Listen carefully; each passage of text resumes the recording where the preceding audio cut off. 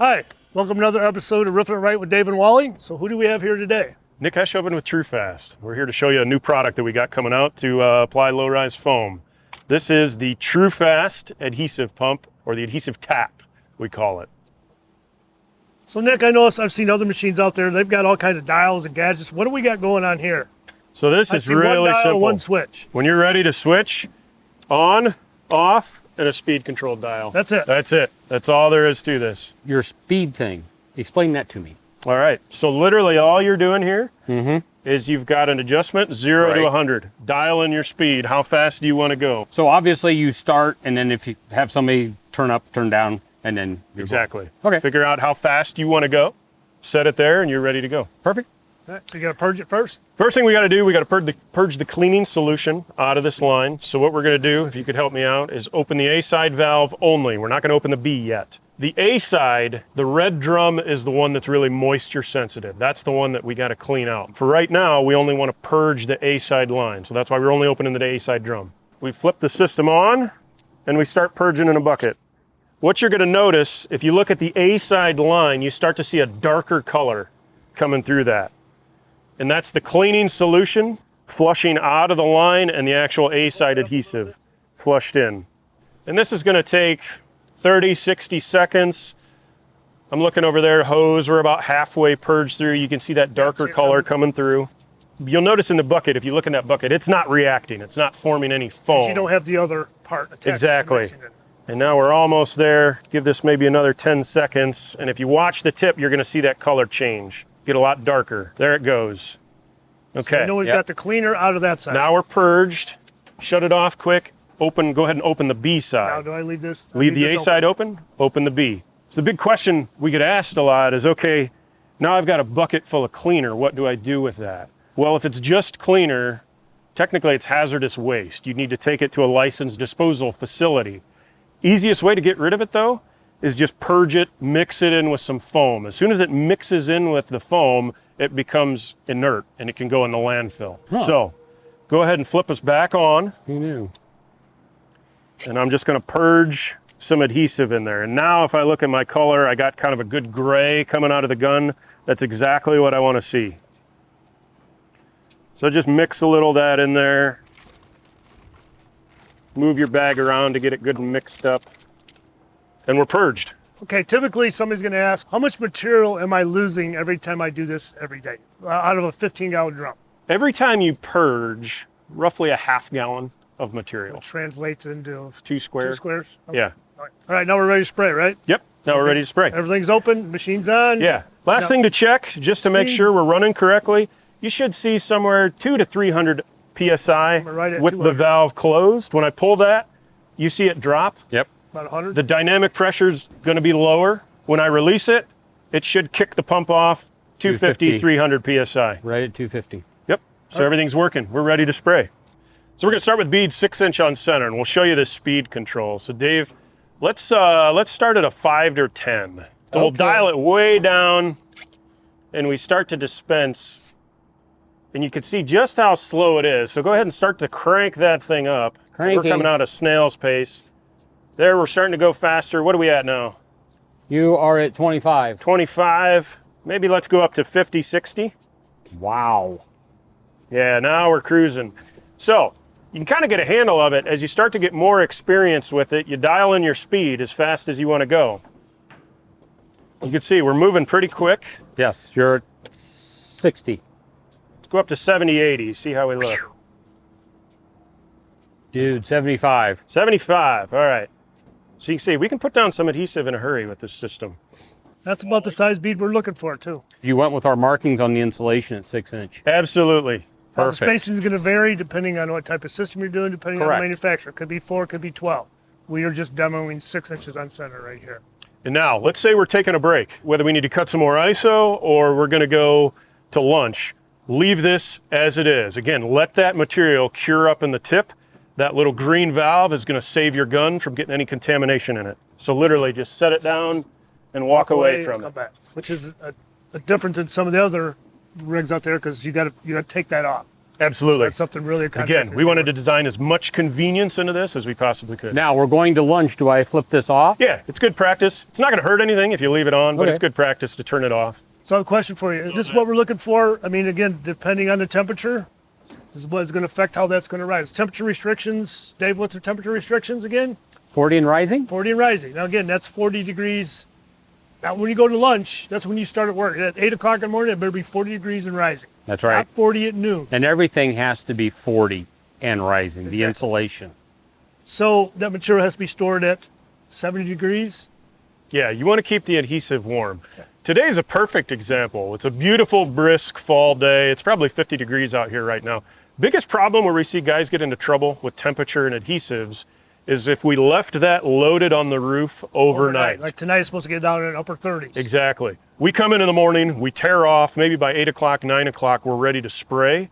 And it may be 50 degrees ambient temperature by then, but that adhesive is still stone cold. Yes. Now, do you guys have blankets where you can Yes, warm blankets where you can actually absolutely. put on top, maintain that temperature? Yeah. So if you're not on a place where you have an insulated facility to keep the adhesive overnight, yeah, there's electric heating blankets. Put it on that adhesive. Now, thing to remember with those blankets, they maintain temperature. They don't really build temperature. Exactly. So don't think we're going to come in at 5, 6 a.m., put those on, and our adhesives will be warmed up by 8, 9 in the morning. It'll just keep them warm overnight. All right, we're ready to put down a spatter pattern. So, cool thing about this system is you can do spatter coat with no air compressor needed. All we need is a little cap that we clip on the end of that. So Dave, do you have a shower cap? I do have a shower cap. It's a cool little device, same static mixer, clips on the end of it. And what that thing does, it just fans out your bead pattern so you can do a spatter coat with no air needed. And it's has graduated lines so you can hear it click. You'll hear it click on there. You want to Right. make sure it gets a good tight click and is well seated on there. I have clicked it tight. Beautiful. So we're coming back like we came back from a break. This is all cured up adhesive in here now, which is good. Again, helps seal and protect the system. That green cap keeps any of it from going back up into the gun. So we left that an hour ago.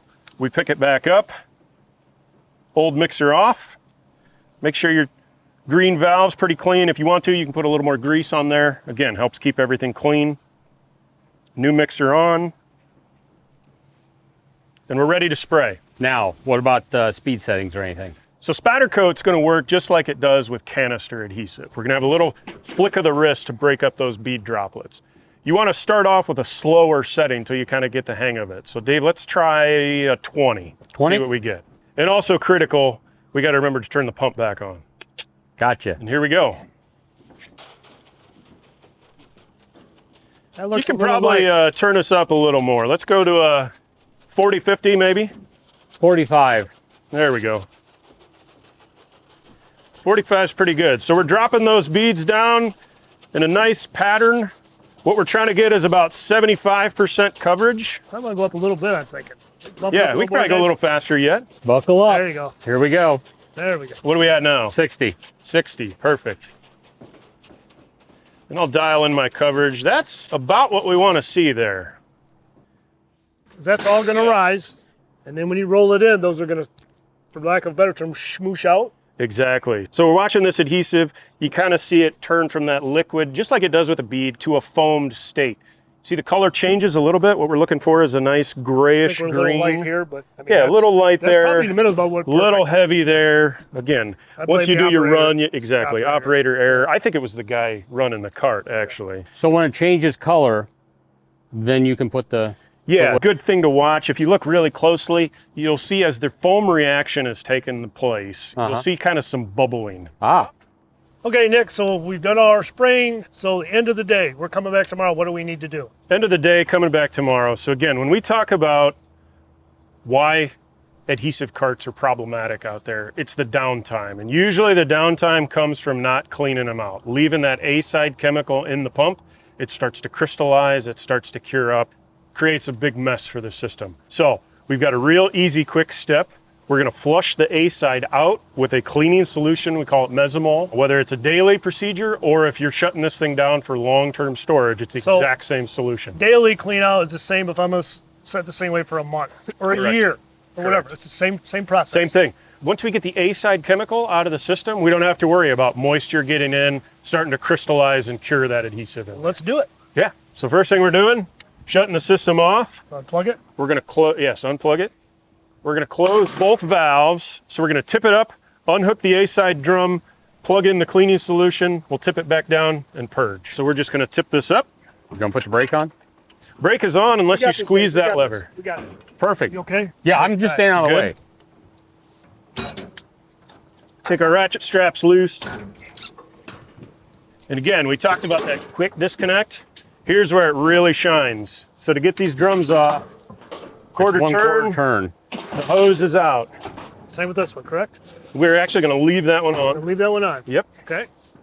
Again, it's the A side, the red drum. That's our problematic chemical. That's the one that's really moisture sensitive and it'll cure up. I knew that. So that cool little fitting that's on all the drums is also on the cleaning solution. What is this stuff called again, Dave? Starts with an M. Starts with an M. Mesamol. A liquid plasticizer. Basically just stops the adhesive reaction from happening. So take that. Yep. You hold it there. I will do that.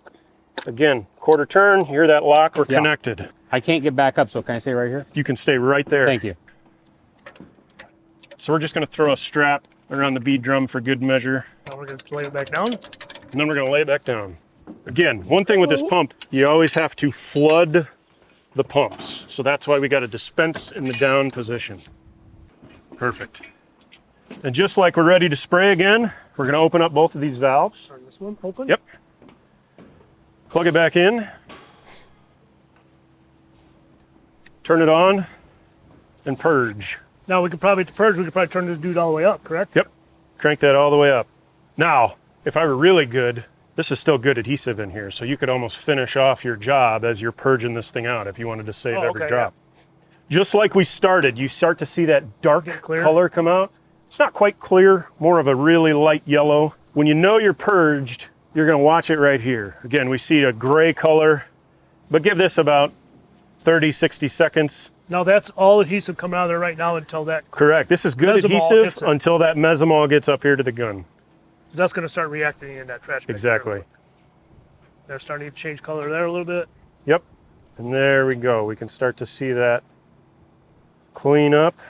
We got a good purge. Shut it off. Shut it off, and you're done. Okay, hose storage. Let's say we're going to store this thing for several months. If we have the cleaner in there, this hose and gun kit is still good. It's still good. So again, you can save it. You could wrap it up.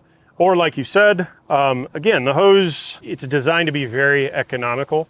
So if you were going to store this thing over the winter months or something, it's almost, let's start with a fresh hose in the spring. I agree. So take it off. It comes with a cap that you can put right over those lines, and then it's ready to store. So you can cap those lines off if you've got cleaner in there, and it'll stay inside the... Exactly. Perfect. So right now we can turn these off. Yep. Or turn this one off and unhook that one. Exactly. Last step, turn those two. If we're really good, we can probably get this off without tipping it up. So again, twist lock, pull up on the release, and you're done. How many cleanings can you get out of one of those? 50-foot hose, you're going to get at least 2 purges out of a gallon. 150 is probably about a 1-to-1. Okay. Okay, now we're going to do, say, long-term storage. Yeah. 3 months, 6 months. What happens with these? Number one, if this is empty, how do you dispose of it? If these are empty, they can go in the landfill. They can be recycled. Okay, so they can't be recycled. Yes. Okay. Absolutely. This one isn't done yet, and that one isn't done yet. Can we put them back together and put them on the shelf? Or because they've been opened, they're No, done? you can store them. The whole thing is moisture contamination. These filters that we talked about earlier, they do a great job of keeping most of the moisture out. They are not perfect. Okay. So if we're done with our job, we've got leftover adhesive, absolutely close that up, take it back, but really you want to use it within about 30 days. Okay. Use the rest of it. So if I'm down for the winter and I come back next year, get rid of these and put new on? I would start with fresh. So does it set up? Can you still dispose of it in a landfill, or does it have to go someplace else? So chemical cannot. You need to have a licensed recycling facility. I'll tell you though, the easiest way, if you've got some to dispose of, is to put them on the drum and spray it out. Okay, so if you're on the job, you're getting towards the end, maybe go from a 12-inch to a 6-inch pattern and use up the rest of it if you know you're putting it away for the winter. Easiest way to get rid of it is to use it. Second easiest way, mix them through the system into a bag, then it's inert foam. That can be landfill waste, but you never want to throw away liquid chemical. That's technically hazardous waste. needs to go to a licensed recycling or disposal Or center. like you said, run out your 12-inch bead pattern, whatever, and then just fill in until it's done. Exactly, exactly. Perfect. Okay, let's say I have a 50-gallon drum. How can I get a 50-gallon drum on this machine? The easiest way to do this, the pump itself comes off of this chassis. You got a big job coming up out there and you want to use 50-gallon. Grainger, any kind of parts store like that will sell 50-gallon drum tippers. Right. Buy yourself 2 of those. They're about $100 a piece. You can put your drums on those and this pump will come right off the cart. So there's 2 wing nuts. So the wing nuts are off. This whole pump's going to come off the chassis. And then the only extra component you'll need to purchase are these transfer lines, the suction lines, come in a 6-foot variant as well. And that 6 foot with a 50-gallon drum upright, you have enough room to attach it. And then again, take that cradle drum tipper, lean it over so it floods the pump, and you can use this exact same system for 50-gallon as well. Perfect. So then obviously the pump just sits on the ground. Yep, pump just sits on the deck. Nice. All right, that's a wrap up of our Trufast adhesive pump. Stay tuned if you want to see more videos. Go to gaf.com/roofingitright.